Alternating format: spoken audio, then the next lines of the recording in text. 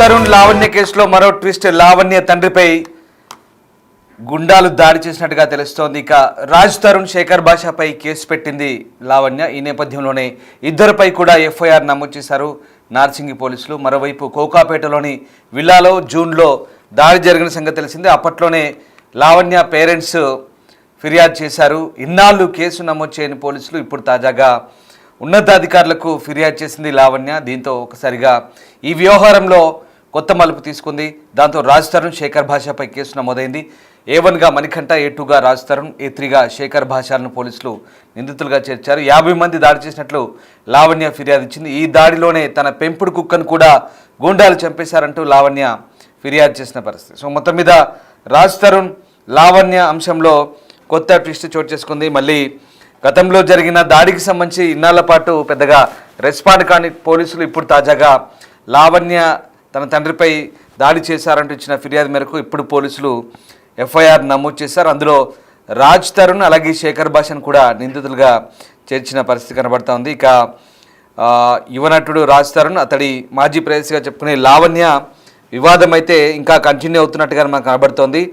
ఇక రాజ్ తరుణ్ ఉంటున్న ఇంటిని ఆమె వదిలి వెళ్ళాలంటూ అప్పట్లో రాజ్ తరుణ్ తల్లిదండ్రులు లావణ్య ఉంటున్న ఇంటి ముందు వాగ్వాదాన్ని దిగిన సంగతి తెలిసిందే. ఇల్లు తమదంటూ రాజ్ పేరెంట్స్ వెళ్తే ఇక్కడ ఏ ఇల్లు లేదంటూ వారిని లావణ్య బయటికి పంపించినట్లుగా ఆరోపణలు వచ్చాయి. దీంతో రాజ్ తరుణ్ పేరెంట్స్ ఆ ఇంటి ముందు ధర్నాకు దిగారు. ఇదంతా కూడా అందరూ చూసిన విషయమే. ఇక రాజ్ తరుణ్ తాను కలిసి ఆ ఇల్లు కొన్నామని అప్పుడు 70 లక్షలు రాజ్ తరుణ్కి ఇచ్చినట్లు లావణ్య మీడియా ముందు ఆవేదన చెందింది. 11 ఏళ్ళు రాజ్ తరుణ్ తనతో లివ్ ఇన్ రిలేషన్లో ఉన్నాడని, తనతో ఉంటాడని, తన జీవితం మొత్తం అతనికే సమర్పించానని, తన వద్ద ఉన్న డబ్బులు కూడా అతనికే ఇచ్చానని, కానీ తన పేరెంట్స్ వచ్చి ఇల్లు తమదని అంటున్నారంటూ ఇక తనకు ఆ ఇంట్లో హక్కు ఉందంటూ, అంటే రాజ్ తరుణ్కి ఎంత హక్కు ఉందో తనకు కూడా అంతే హక్కు ఉందంటూ లావణ్య చెప్పుకొచ్చింది. అప్పుడు ఆ విషయం ఇంకా ఆ సందర్భంలో తన తండ్రిపై దాడి చేశారంటూ కూడా లావణ్య ఫిర్యాదు ఇచ్చింది. అప్పుడు పోలీసులు పెద్దగా దానిపై దృష్టి సారించారు. కానీ తాజాగా ఇప్పుడు తన తండ్రిపై దాడికి సంబంధించి లావణ్య ఇచ్చిన ఫిర్యాదు మేరకు పోలీసులు స్పందించినట్టుగా అర్థమవుతుంది. మొత్తం 50 మంది దాడి చేసినట్టుగా లావణ్య ఫిర్యాదులో పేర్కొన్నారు. సో ఇది ఆ కోకాపేట విల్లా ఇష్యూ అది. సో ఇప్పుడు ఎఫ్ఐఆర్ నమోదు చేశారు నార్సింగి పోలీసులు. ఇది జూన్లో జరిగిన దాడికి సంబంధించిన విషయం.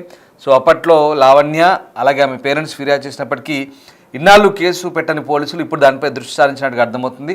ఉన్నతాధికారులకు లావణ్య ఫిర్యాదు చేసింది. దీంతో రాజ్ తరుణ్ శేఖర్ భాషలపై కేసు నమోదైంది. A1గా మణికంఠ, A2గా రాజ్ తరుణ్, A3గా శేఖర్ భాష ఉన్నారు. సో ఓవరాల్గా 50 మందిపై ఇచ్చిన కంప్లైంట్ నేపథ్యంలో ఇప్పుడైతే A2గా అందులో రాజ్ తరుణ్ ఉన్నారు. సో ఓవరాల్గా కొన్ని సెక్షన్లు పెట్టారు. ఒకసారి ఆ సెక్షన్లు కూడా మీకు చదివి వినిపిస్తాను. First information report under section 173/176 BNSS కింద ఈ కేసు నంబరు. సో ఎలాంటి కేసులు పెట్టారంటే యాక్సిడెంట్ సెక్షన్స్ 109, 329/4, 325, 303/2 అలాగే రెడ్ విత్ 3/5 BNS కింద సెక్షన్స్ పెట్టారు. ఇక్కడ 109 అంటే డైరెక్ట్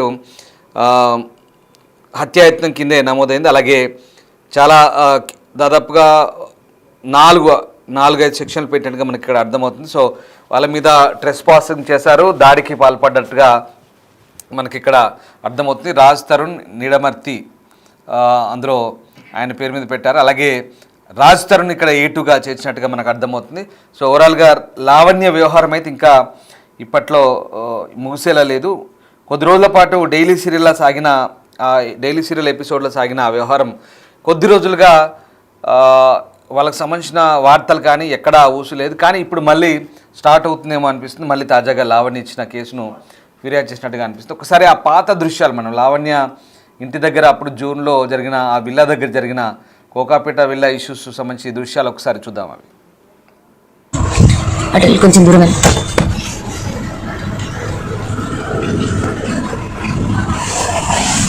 కుక్క ఏం చేసిందన్నా? కుక్కను కొడతారా? వాడి ఫోన్ ఏరానారా? దొరికిందారా నీ ఫోను? కుక్కను కొడతారా?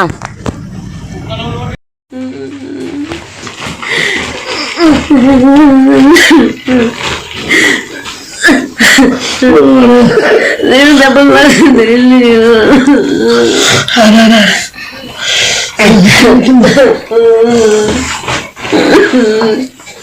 ఏడు నక్షత్రం పుట్టినమ్మ మాకు అయితే ప్రేమించినావు. ఒక్క మాట కూడా నాకు చెప్పకుండా వాడిని ప్రేమించినావు. కుట్టిరా సరిగ్గా అటు వెళ్ళి కొంచెం దూరం వెళ్ళి.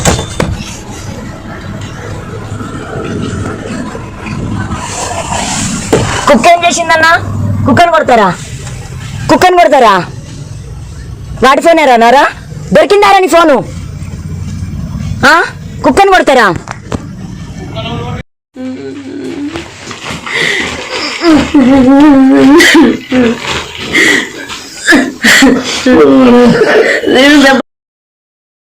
ఈ జూన్లో కోకాపేట విల్లాలో జరిగిన దాడికి సంబంధించిన అంశాలు. సో అప్పట్లో లావణ్య ఆమె పేరెంట్స్ ఫిర్యాదు చేశారు. తన పేరెంట్స్ని ఎలా కొట్టారో కూడా ఆ వీడియో తీసి బయటకు పంపించింది. అలాగే ఇన్నాళ్ళు మరి కేసు నమోదు చేయని పోలీసులు ఇప్పుడు ఎందుకు తాజాగా దీనిపై దృష్టి సారించారని తెలియదు. బట్ లావణ్య ఉన్నతాధికారులను అప్రోచ్ అయినట్టుగా తెలుస్తుంది. దీంతో కేసుపై దృష్టి సారించారు. దీంతో ఇందాక నేను చెప్పిన చాలా కేసులు సెక్షన్లు పెట్టారు. 109, 329, 325, 303, రెడ్ విత్ 3/5 ఇలాంటి సెక్షన్ల కింద కేసులు పెట్టారు. సో ఇక్కడ రాజ్ తరుణ్ని A2గా చేర్చారు, మణికంఠన్ A1గా ఉన్నారు. అలాగే శేఖర్ భాషను కూడా వదలలేదు, అతను కూడా A3గా చేర్చిన పరిస్థితి. సో మొత్తం మీద రాజ్ తరుణ్ లావణ్య వ్యవహారం మళ్ళీ తెరపైకి వచ్చింది. ఏం జరగబోతుంది? మా కొలీగ్ గౌతమి ప్రస్తుతం నాతో జాయిన్ అవుతున్నారు. గౌతమి, మనము ఈ రాజ్ తరుణ్ లావణ్య వ్యవహారం ముగిసింది అనుకున్నాం, కానీ ఇంకా అది మళ్ళీ తెరపైకి వచ్చినట్టుగా అర్థమవుతోంది. సో ఈ వ్యవహారం ఇప్పట్లో కొలిక్కి వచ్చేలా లేదా? ఏం జరుగుతుంది? మళ్ళీ అప్పట్లో లావణ్య ఆమె పేరెంట్స్ ఇచ్చిన కంప్లైంట్స్ని ఇప్పుడు మళ్ళీ పోలీసులు దృష్టి సారించి దానిపై FIR నమోదు చేసినట్టుగా అర్థమవుతుంది. సో ఏం జరగబోతోంది? రైట్ రామ్దాస్, అయితే మరొకసారి ఇటు లావణ్య అలాగే రాజ్ తరుణ్ కి సంబంధించిన ఇష్యూ తెరపైకి వచ్చిందని చెప్పాలి. అయితే ఇది కొన్ని నెలలుగా కొనసాగుతున్న డైలీ సీరియల్ లాగే అయిపోయింది. ఎందుకంటే ఎప్పటికప్పుడు అయితే రాజ్ తరుణ్ శేఖర్ భాష తన పైన దాడి చేశారని, లేకపోతే తన తల్లిదండ్రుల పైన దాడి చేశారని చెప్పి ఎప్పటికప్పుడు తను బయటకు వస్తూ ఉంది. మరోసారి ఇటు రాజ్ తరుణ్ అధికారికంగా తను బయటకు వచ్చి చెప్పకపోయినప్పటికీ ఇటు శేఖర్ భాషను కావచ్చు, లేకపోతే ఇంకొంతమంది లాయర్స్ ఆయన యూజ్ చేసుకొని తను డ్రగ్స్ తీసుకుంటున్న విషయాలు కావచ్చు, లేకపోతే ఎంతమందిని తను పర్సనల్ గా కలవడం కావచ్చు, లేకపోతే వీడియోస్ తీయడం కావచ్చు, వీటన్నిటి ద్వారా ఎప్పుడు కూడా మీడియాకి అందిస్తూ ఉన్నాడు. అంటే గతంలో కూడా ఇటు రాజ్ తరుణ్ కి సంబంధించిన పేరెంట్స్ కి సంబంధించిన ఇష్యూలో కూడా రాజ్ తరుణ్ బయటకు వచ్చిన తల్లిదండ్రులు ఎందుకు ఈ విధంగా హింస పెడుతున్నావు, లేకపోతే ఎందుకు ఈ విధంగా కొట్లాట జరుగుతుంది, ఆ విల్లాలోకి ఇంట్లోకి కూడా రానివ్వని పరిస్థితులు మనం చూసాము. అలాంటి టైంలో కూడా రాజ్ తరుణ్ బయటకు వచ్చి అసలు ఎందుకు ఇలా జరుగుతుంది, నువ్వు ఎందుకు ఇలా చేస్తున్నావు అని చెప్పి క్వశ్చన్ చేసిన సందర్భాలు కానీ దాఖలాలు కానీ ఎక్కడ కూడా మనకు కనిపించలేదు. సరే, ఇప్పటికైనా అదంతా కూడా ముగిసిపోయింది. ఒక కొలిక్కి వచ్చారు అటు రాజ్ తరుణ్ పేరెంట్స్ కావచ్చు, లేకపోతే ఇటు లావణ్యకి సంబంధించి పేరెంట్స్ కావచ్చు, అండ్ లావణ్య రాజ్ తరుణ్ కావచ్చు, వీళ్ళిద్దరి మధ్యన ఏదైనా జరిగి ఇద్దరు కూడా ఒక ఒప్పందానికి వచ్చి ఈ ఇష్యూ ఇక్కడికి ఆగిపోయింది అని అనుకుంటున్న టైంలోని ఈ రోజు మళ్ళీ ఒక విషయం అనేది తెరపైకి రావడం నిజంగా ఆశ్చర్యకరంగా ఉంది. ఎందుకంటే గతంలో జరిగిన దాడి ఏదైతే ఉందో తన తండ్రి పైన కొంతమంది దుండగులు వచ్చి దాడి చేశారు. ఆ దాడి కూడా ఇటు రాజ్ తరుణ్ అలాగే తన శేఖర్ భాష చాలా ఫ్రెండ్షిప్ గా చూసుకుంటూ ఉంటారు. ఎందుకంటే శేఖర్ భాష ఎటువంటి కీలక పాత్ర వహించారో మనం స్టార్టింగ్ నుండి కూడా చూస్తూ ఉన్నాం. సో ఈ దాడిలోని అతనికి కూడా పాత్ర ఉంది. ముఖ్యంగా A1 గా చేర్చిన మణికంఠ అన్న వ్యక్తికి కూడా ఇందులో పాత్ర ఉంది. సో వీళ్ళు ముగ్గురు కూడా కలిసి దాడి చేశారు ఆ విల్లా నుంచి పంపించడానికి బయటికి.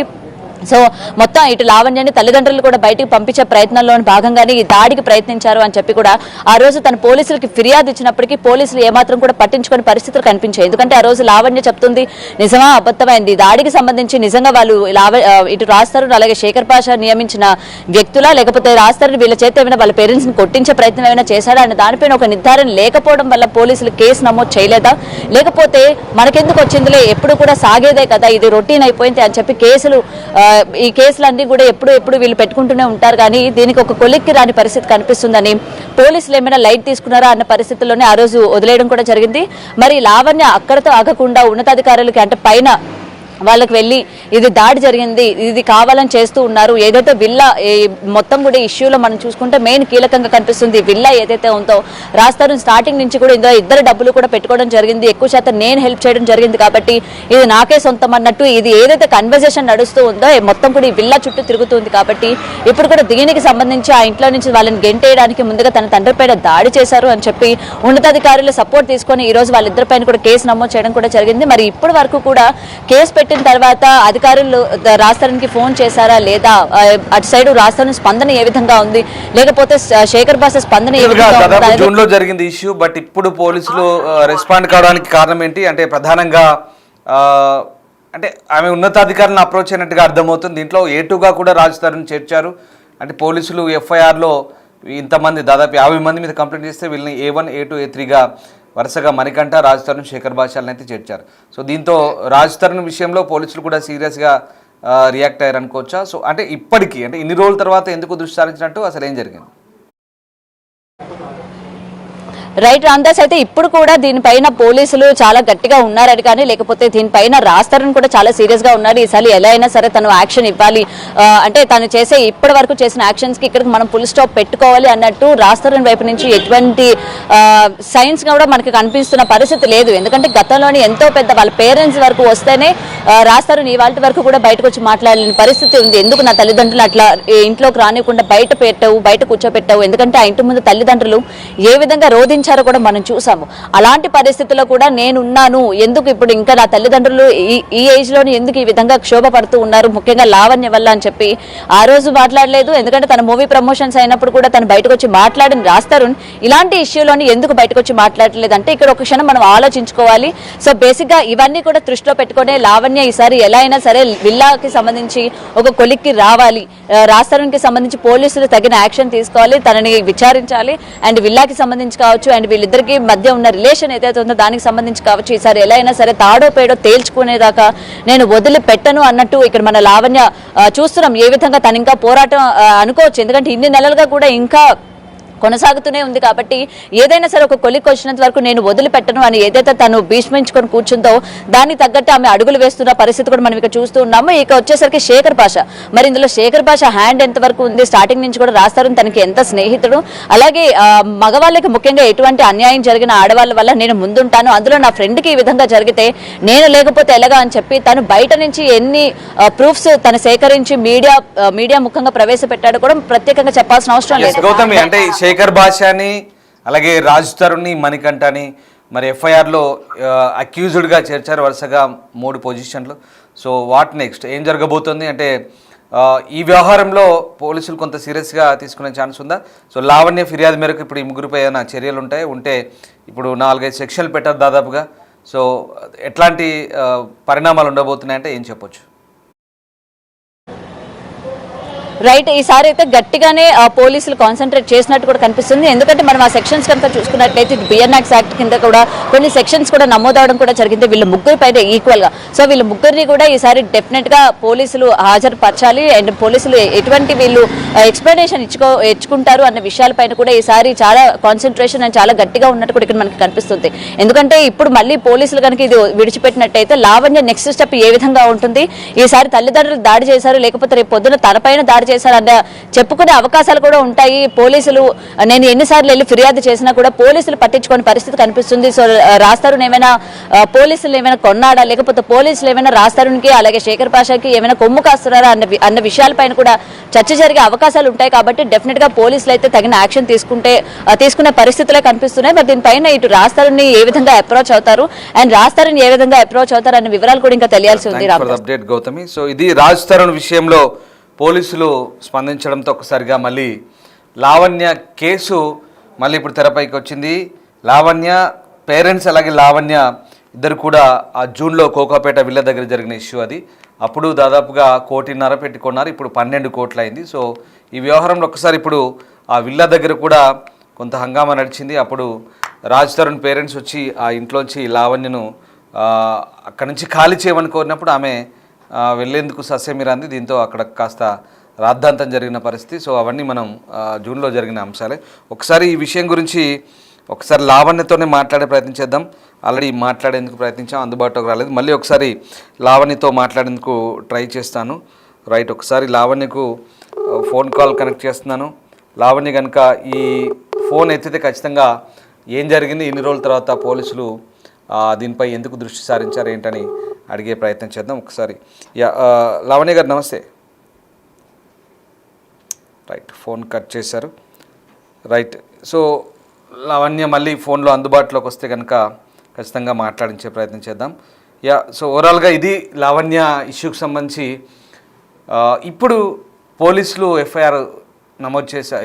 ఎఫ్ఐఆర్లో ఈ ముగ్గురు పేర్లు అక్యూజ్డ్గా చేర్చారు. రాజ్ తరుణ్, శేఖర్ భాష, అలాగే మణికంఠ. ఈ ముగ్గురిని వరుసగా అక్యూజ్డ్ 1, 2, 3గా చేర్చారు. సో ఇన్ని రోజుల తర్వాత ఎందుకు పోలీసులు మళ్ళీ ఈ విషయంలో ఎందుకు దృష్టి సారించారనేది మాత్రం కాస్త ఆసక్తికరంగా మారుతుంది. సో లావణ్య ఉన్నతాధికారులను అప్రోచ్ అయినట్టుగా చెప్తున్నారు. సో తనపై, తన పేరెంట్స్పై జరిగిన దాడి విషయంలో పోలీసుల్ని మీరు ఎందుకు తాత్సారం చేస్తున్నారు, ఎందుకు మేము కంప్లైంట్ ఇచ్చినా తీసుకోవట్లేదనే అంశంపై కూడా కాస్త మేబీ ప్రెషర్ ఏమైనా పెట్టుండొచ్చు. లేదంటే ఎప్పుడో జూన్లో జరిగిన వ్యవహారం ఇప్పుడు మళ్ళీ దాని మీద ఎఫ్ఐఆర్ చేయడం ఎందుకు అనేది మాత్రం కాస్త కొంత ఆలోచించదగ్గ విషయం. బట్ ఇక్కడ కొన్ని సెక్షన్లు పెట్టారు. ప్రధానంగా ఈ ముగ్గురిపై 109, 329, అలాగే 325, 303 రెడ్ విత్ 3/5 BNS కింద కొన్ని సెక్షన్లు పెట్టడం జరిగింది. సో ఓవరాల్గా ప్రస్తుతం లావణ్య ఇష్యూలో మాత్రం చాలా ఖచ్చితంగా పోలీసులు అయితే వ్యవహరిస్తున్నట్టుగా ఇప్పుడు మనకు అర్థమవుతుంది. రైట్, ఒక్కసారి మళ్ళీ నేను ట్రై చేస్తాను లావణ్యకి. ఒకవేళ లావణ్య కనుక ఫోన్ లిఫ్ట్ చేస్తే కనుక ఖచ్చితంగా ఆమెతో మాట్లాడే ప్రయత్నం చేద్దాం. పోలీసులు ఎందుకు ఎన్ని రోజుల తర్వాత ఇప్పుడు ఆ వ్యవహారంపై సీరియస్ దృష్టి సారించారు, లావణ్య ఎలాంటి ప్రయత్నాలు చేసింది మాట్లాడదాం.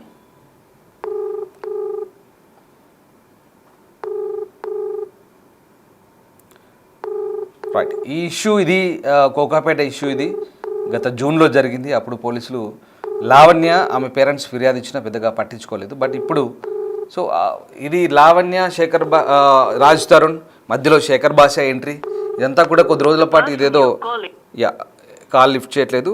ఇది డైలీ ఎపిసోడ్ లాగా సాగింది. అసలు ఏం జరుగుతుంది వీళ్ళిద్దరి మధ్య, అసలు వాస్తవం ఏంటి, మధ్యలో చాలా వీడియోలు రిలీజ్ అయ్యాయి ఇటు లావణ్య వైపు నుంచి, అటు శేఖర్ భాష కూడా కొన్ని వీడియోలు రిలీజ్ చేశారు. అంతేకాదు ఏకంగా శేఖర్ భాష అలాగే లావణ్య ఒకనొక సందర్భంలో అసలు తిట్టుకోవడం, ఒకముఖ ఎదురుపడ్డప్పుడు దాడి కూడా జరిగిన పరిస్థితి. సో అంటే మధ్యలో శేఖర్ భాష కూడా ఎంట్రీ ట్విస్ట్ చేయడం, ఇదంతా కూడా ఆ కొద్ది రోజులు కూడా ఇదంతా కూడా నిజంగా ఒక ఆసక్తికర పరిణామాలు. అసలు ఏం జరుగుతుంది వీళ్ళిద్దరి మధ్య ఏంటి, మధ్యలో శేఖర్ భాష ఏంటి, అసలు ఈ వ్యవహారం ఏంటి, మధ్యలో ఈ ఆస్తి కొనుగోలు సంబంధం వ్యవహారం, ఈ కోకాపేట విల్లా అది అప్పుడు దాదాపు 1.5 crore కొన్నారు, అందులో 70 లక్షలు లావణ్య ఇచ్చానని చెప్తుంది.